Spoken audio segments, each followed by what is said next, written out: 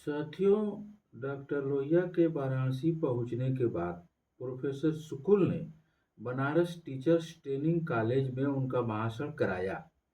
उनके भाषण से प्रभावित लोगों में से एक ने उन्हें बताया कि वे पंडित मदन मोहन मालवीय से मिल लें।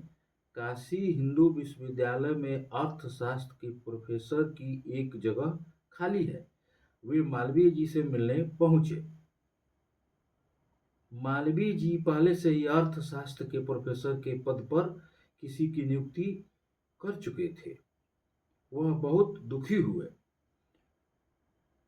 कहा, इस समय मैं आपको यह नौकरी तो नहीं दे सकता, लेकिन तब तक तुम बिरला जी के साथ रहो, जल्द ही कुछ व्यवस्था करूंगा। मालवीय जी ने डॉक्टर लोहिया की रामेश्वर दास बिरला से भेंट कराई। बिरला जी को अपने लिए एक निजी सचिव की जरूरत थी, पर लोहिया ऐसी व्यक्तिगत नौकरी करने के पक्षधर नहीं थे। उन्होंने इनकार कर दिया, पर बिरला जी डॉक्टर लोहिया को छोड़ना नहीं चाहते थे। उस समय कांग्रेस के एक नेता थे सेठ जमनालाल बजाज। वे डॉक्टर लोहिया के पिता हीरालाल के मित्र थे। उन्हें जब पता चला कि डॉक्टर लोहिया स्वदेश आ गए हैं, तो उन्होंने उन्हें अपने पास बुलवाया। जब उन्हें मालूम हुआ कि डॉक्टर लोहिया राजनीति में दिलचस्पी रखते हैं, तो उन्होंने उन्हें गांधी जी से मिलवाया। गांधी जी ने लोहिया से मुस्कुराते हुए पूछा, खाते पीते घर के हो क्या? गांधी जी के सवाल पर डॉक्टर लोहिया चुप रहे, लेकिन बजाज बोले, नहीं, इनके लिए आर्थिक चिंता की कोई बात नहीं है। डॉक्टर लोहिया सेठ जमनालाल बजाज के साथ रहने लगे। गांधी जी लोहिया को लेकर योजना बना ही रहे थे कि एक दिन उन्होंने अचानक चुपके से कलकत्ता का टिकट कटा लिया। शादी न हो इसलिए सेठ बजाज के यहाँ से भाग लिए लोहिया।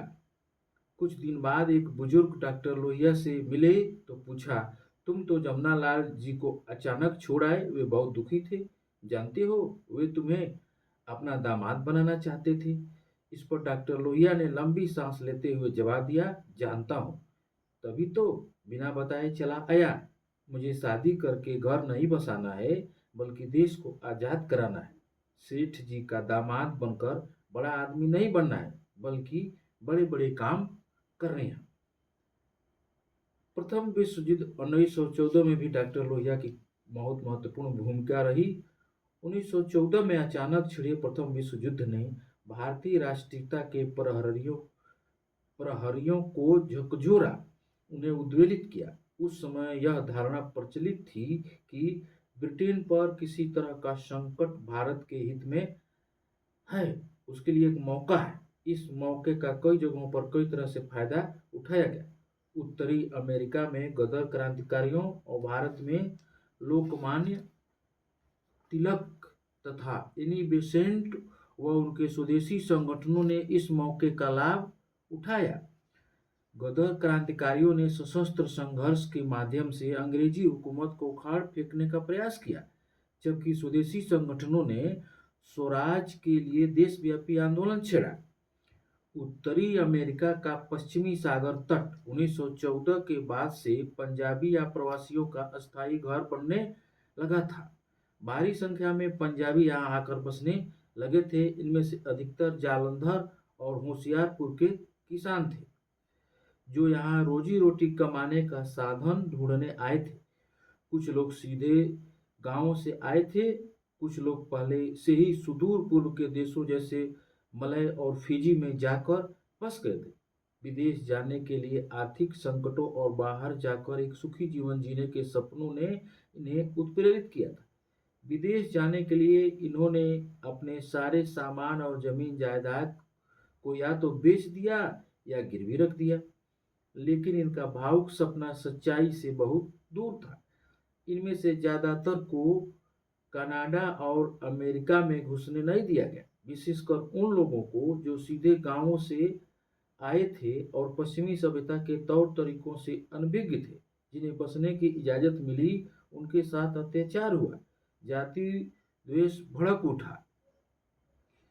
गोरे मजदूर इन्हें फूटी आंखों नहीं देखना चाहते थे, इसलिए गोरे मजदूरों और उनके संगठनों ने भारतीयों के प्रवेश के खिलाफ आंदोलन छेड़ दिया। तत्कालीन भारतीय गृह सचिव ने भी भारतीयों के विदेश में बसने पर प्रतिबंध लगाने की मांग की। उन्हें यह चिंता थी कि भारतीय कहीं समाजवादी विचारधारा से प्रभावित न हो जाएं। वे जानते थे कि इन भारतीयों के प्रति भेदभाव बढ़ता ही जाएगा और इस तरह का बर्ताव उन्हें हिंदुस्तान में राष्ट्रीय आंदोलन चलाने के लिए प्रेरित करेगा। इसी बीच कमांडू प्रकरण 1914 में शुरू हुआ। कनाडा सरकार ने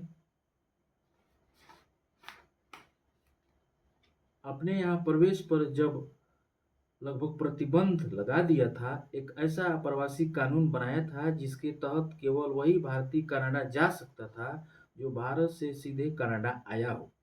यह बहुत ही सख्त कानून था, क्योंकि उन दिनों ऐसी कोई नौ परिवहन व्यवस्था नहीं थी जो इस तरह के जल मार्ग से किसी को कनाडा पहुंचाती। लेकिन 1913 में कनाडा की सुप्रीम कोर्ट ने ऐसे 35 भारतीयों को कनाडा में प्रवेश की इजाज़त दे दी जो लगातार यात्रा करके नहीं आए थे। अदालत के इस फैसले से उत्साहित होकर सिंगापुर में ठेकेदारी का काम कर रहे एक भारतीय नागरिक गुरदीप सिंह ने किराए पर एक जहाज लेकर दक्षिण व पूर्व एशिया में इधर उधर रह रहे भारतीय नागरिकों को लेकर वैंकूवर जाने का फैसला किया। 336 व्यक्तियों से लदा कामाटा गारू जहाज वैंकूवर की ओर चल पड़ा। याकोहामा जापान में गदर क्रांतिकारी इन यात्रियों से मिले, भाषण दिए और पर्चे बांटे। पंजाब प्रेस ने चेतावनी दी कि इन व्यक्तियों को कनाडा में प्रवेश की अनुमति नहीं मिली तो इसके गंभीर परिणाम होंगे। वैंकूवर में कुछ अखबारों ने इसे कनाडा का अतिक्रमण बताया। इसी बीच कनाडा सरकार ने अप्रवासी कानून की उन खामियों को दूर कर लिया जिसके चलते अदालत ने 35 भारतीयों को कनाडा में प्रवेश की इजाज़त दी थी। इस तरह संघर्ष की रूपरेखा तैयार कर ली गई थी। जहाज जब वैंकूवर के पास पहुंचा तो इसे बंदरगाह से दूर ही रोक दिया गया और पुलिस ने घेराबंदी कर ली। अंततः कामाटा गारू को कनाडा की जल सीमा से बाहर कर दिया गया। जब तक यह याकोहामा पहुंचता, प्रथम विश्व युद्ध छिड़ गया। अंग्रेजी हुकूमत ने आदेश दिया कि जहाज को सीधे कलकत्ता लाया जाए और किसी भी यात्री को कहीं भी उतरने न दिया जाए, वहां भी नहीं जहां से ये लोग चढ़े थे। यह जहाज जिस जिस बंदरगाह से होकर गुजरता, अंग्रेजी हुकूमत के खिलाफ भारतीय जनता के मन में नफरत की आग सुलगती। किसी तरह जहाज जब कलकत्ता के पास बजबज पहुंचा तो पुलिस को देखकर पहले से ही परेशान और क्षुब्ध यात्री अपने क्रोध पर काबू न पा सके और पुलिस से जमकर संघर्ष हुआ। 18 यात्री मर गए, 202 जेल भेज दिए गए और कुछ निकल भागने में कामयाब रहे। सबसे महत्वपूर्ण घटना जिसने गदर आंदोलन को हवा दी वह थी प्रथम विश्व युद्ध की शुरुआत। आनन फानन में बड़े नेताओं की एक बैठक बुलाई गई जिसमें निर्णय किया गया कि इस मौके का लाभ उठाया जाए। लोगों ने कहा कि कुछ न करने से कुछ करते हुए मर जाना ही बेहतर है। सबसे बड़ी समस्या थी हथियारों की कमी। फैसला किया गया कि हिंदुस्तान में जाकर भारतीय सैनिकों से मदद ली जाए। गदर पार्टी ने ऐलाने जंग युद्ध की घोषणा कर दी। पर्चे बांटे। मोहम्मद बरकतुल्ला, रामचंद्र और भगवान सिंह ने प्रवासी भारतीयों के बीच जा जाकर सभाएं की और उनसे हिंदुस्तान जाकर सशस्त्र विद्रोह करने का अनुरोध किया। परंतु आंदोलनकारियों को कुचलने के लिए अंग्रेजी हुकूमत ने कमर कस ली थी। जैसे ही प्रवासी भारतीय हिंदुस्तान में दाखिल होते, इनकी पूरी जांच पड़ताल की जाती। जिनसे कोई खतरा नहीं दिखता उन्हें छोड़ दिया जाता, जिसे कम खतरा दिखाई देता उन्हें इस आदेश के साथ छोड़ा जाता कि वे अपने गांव छोड़कर कहीं नहीं जाएंगे। हुकूमत ने जिन्हें बहुत खतरनाक समझा उन्हें गिरफ्तार कर लिया। कुछ खतरनाक लोग बच निकले और पंजाब पहुंच गए।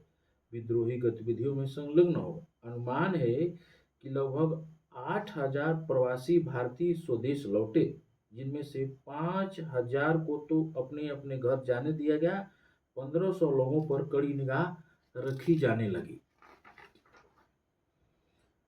1915 तक 189 व्यक्ति नजरबंद किए गए और 704 व्यक्तियों को अपने ही गांव रहने का आदेश दिया गया।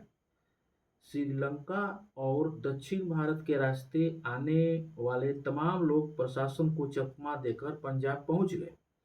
लेकिन 1914 का पंजाब वैसा नहीं था जैसा गदर क्रांतिकारियों ने सोचा था। पंजाबी गदर क्रांतिकारियों का साथ देने को कतई तैयार नहीं थे।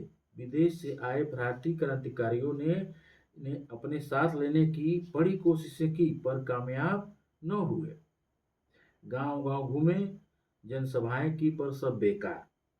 अंग्रेजी हुकूमत के प्रबल समर्थक खालसा दीवान ने इन क्रांतिकारियों को पतित व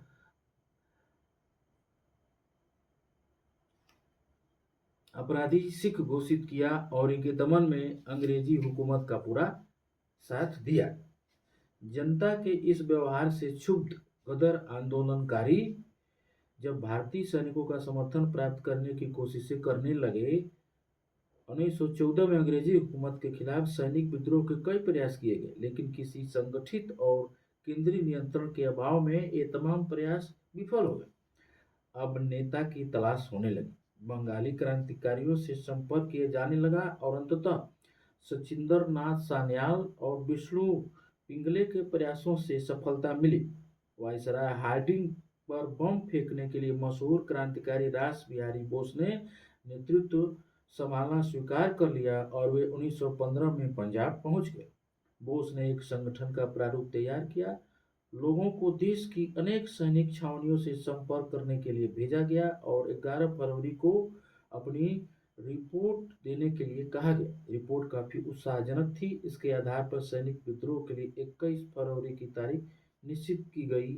बाद में तारीख बदलकर 19 फरवरी कर दी गई, लेकिन सीआईडी को सब कुछ पता चल गया था।